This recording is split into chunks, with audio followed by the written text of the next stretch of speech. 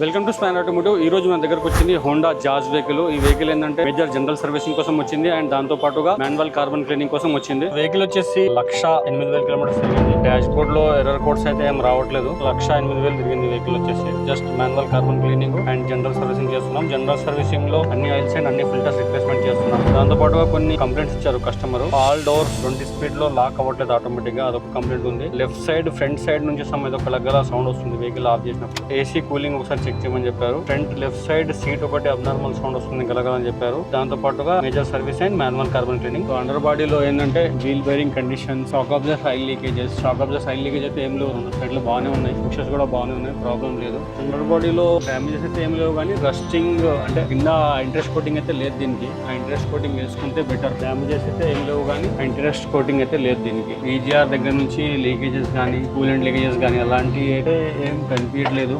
AC gas leakage test పెట్టాము. ఒకవేళ gas leakage ఏం లేకపోతే గ్యాస్ ఫిల్ చేసేసి కంప్రెసర్ రిప్లేస్ చేసేసి మనము ఏసీ అనేది గ్యాస్ అనేది రీఫిల్ చేస్తున్నాము.